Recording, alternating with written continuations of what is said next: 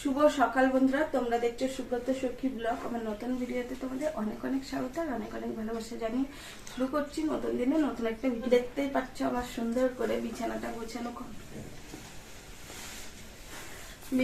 গোছানো কমপ্লিট হয়ে গেছে, সমস্ত কাজ বাজ কমপ্লিট। আর ছেলে এখন খাচ্ছে, তো তারপরে হচ্ছে তোমাদের দাদাভাই যাবে হচ্ছে পড়তে। আর এখন যেহেতু স্কুল ছুটি, পড়াটা কিন্তু অনেকটাই দেরি করে শুরু হয়। 8টা বলেছে যেতে, 8টা বলে 8:30 থেকে পড়া শুরু হয়। তো যাই হোক, পড়তে দিতে আর গতকাল আমাদের এখানে বৃষ্টি হয়েছিল সামান্য পরিমাণে, কিন্তু মানে ঝড়টা হয়েছিল, ঠান্ডা হয়েছিল অল্প। আর এখন আমাদের এখানকার ওয়েদার কিন্তু একদমই ঠান্ডা। কিছুদিন আগে যা গরম পড়েছিল একদমই ভালো লাগছিল না, মনে হচ্ছিল আবার যেন আমি ব্যাঙ্গালোর চলে যাই। আর এর আগের বছরে তো তোমরা দেখেছিলে এই টাইমটা আমরা পুরোটাই ব্যাঙ্গালোর ছিলাম। তো বেশ সুন্দর একটা ওয়েদার ছিল আর খুব ভালো লাগে আমার ব্যাঙ্গালোর শহরটা। জানি না কেন বারবার যাই, নিরাশ হয়ে ফিরি, কিন্তু তবুও ওই শহরটার প্রতি আমার একটা আলাদাই টান। মানে অনেকবার যাওয়া হয়েছে, তো সেই কারণেই হয়তো হবে। তো যাই হোক, কিছু তো করার নেই। আর গতকাল আমার মা বাবা এসেছিল, যেহেতু ভিডিও করিনি সেই কারণে তোমাদের সাথে শেয়ার করা হয়। অনেক আম নিয়ে এসেছে, আর কি কি নিয়ে এসেছে সেটা তোমাদেরকে দেখাবো।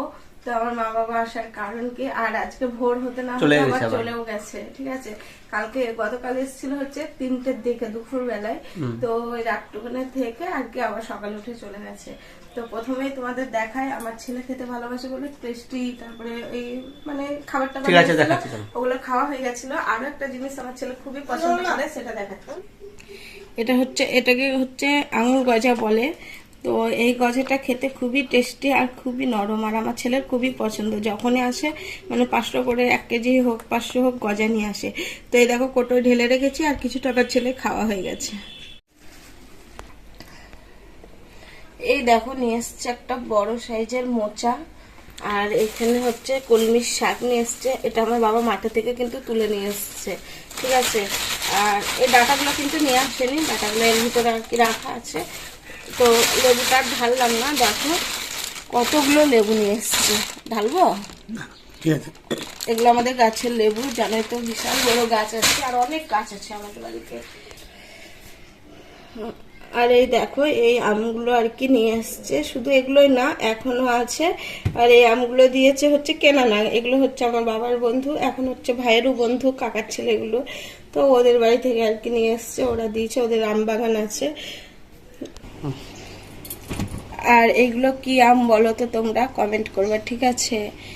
এই দেখো আমগুলো দেখতে কিন্তু খুবই সুন্দর, আর আঠা লেগেই আছে। মানে মারা যখন আসে আর কি, তখন ভাই আর ওই ভাইয়ের বন্ধু 2 ভাই মিলে আর কি পেরে দিয়েছে। আর শুধু এইবার না, প্রত্যেক বছরে আমাদেরকে আম দিয়ে পাঠায়। তো আবারও বলেছে জামাইবাবু আসলে গাছে থেকে পেরে নিয়ে যাবে, কারণ তোমাদের দাদাভাই পারতে খুব ভালোবাসে। তো সেই কারণে এই দেখো বোটা সমেত দিয়েছে। তো এই হচ্ছে এইগুলো দিতে আসার জন্য আর কি আসা। পাশের বাড়ির কাকিমাদের আছে লিচু বাগান, আর সকাল সকাল মাকে ধরিয়ে দিয়েছে 1 থোকা লিচু।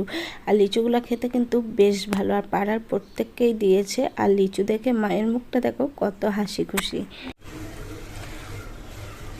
ছেলে পড়তে চলে গেছে, চলে এসেছি রান্নাঘরে, কড়াইয়ে তেল দিয়ে দিয়েছি। আর এই দেখো এখানে হচ্ছে পটলের সাইজটা একই রকমের, তো গোটা গোটা করে পটল আর কি ছাড়িয়ে নিয়েছি, আর 2 দিকে আর কি মুখটা কেটে দিয়েছি। আর এখানে একটু আলু নিয়েছি, করব হচ্ছে পটলের সরষা পোস্ত। আমার আবার পটলের থেকে আলুটা খেতে বেশি ভালো লাগে, সে কারণে একটু আলু দিয়ে দিয়েছি। আর আমার বরটা একদমই পছন্দ করে না। আর এখানে সরষা পোস্ত ভিজিয়ে রেখেছি। আর এই দেখো দিয়ে দেব হচ্ছে কাঁচা লঙ্কা দিয়ে পেস্ট করব, যাতে সরষাটা আর কি তিতো না হয়। আর প্রথমে আলুটা ভেজে নেব, পটল ভাজলে আবার কালো হয়ে যায়। তো যাই হোক আলুটা ভেজে নিই।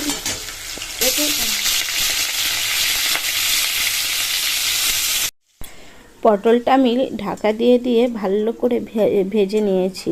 আর আলুটা তো আগেই ভাজা ছিল, এবারে আলু আর পটল খুব সুন্দর করে আরও কিছুক্ষণ ভেজে নিলাম। তারপরে দিয়ে দিলাম সরষা পোস্ত বাটা, সাথে হলুদ আর হচ্ছে লবণ। তো এইভাবেই কিন্তু আমি পটল পোস্ত রান্না করি। আর এদিকে দেখো ভাত আর কি বসিয়ে দিয়েছিলাম, অনেকক্ষণে হলো, আর ভাতটা এখন ফোটাও শুরু হয়ে গেছে। আর এখানে দেখো পটল পোস্তটা একদম রেডি হয়ে গেছে। আর পটল পোস্ত মানেই হচ্ছে কাঁচা তেল, একটু কাঁচা তেল দিয়ে দেবো ওপর দিয়ে, খেতে কিন্তু স্বাদটা আরও বেশি বেড়ে যাবে। আর এখানে কিন্তু কলমির শাকটা কেটে নিয়েছি, আর এখানে ঝিঙা কেটেছি, ঝিঙা দিয়ে করব মুগ ডাল আর কলমির শাক ভাজা।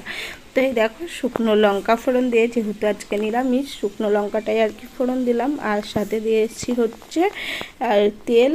তো এখানে শাকটা বসিয়ে দিলাম, আর এখানে তো তোমাদের দাদাভাই আম কেটে নিল, আম খাওয়া হবে। রান্না বান্না কমপ্লিট, তোমাদের সাথে আর পরে শেয়ার করতে পারিনি, তো বান্ধবীর সাথে একটু ফোনে কথা বলছিলাম সেই কারণে। তো কি রান্না করেছি সেটা একটু তোমাদের দেখিয়ে দিই। ভাত, শুকনো লঙ্কা দিয়ে, নিরামিষ যেহেতু সেই কারণে আলু সিদ্ধ মাখা, আর এখানে হচ্ছে কাঁকরোল ভাজা।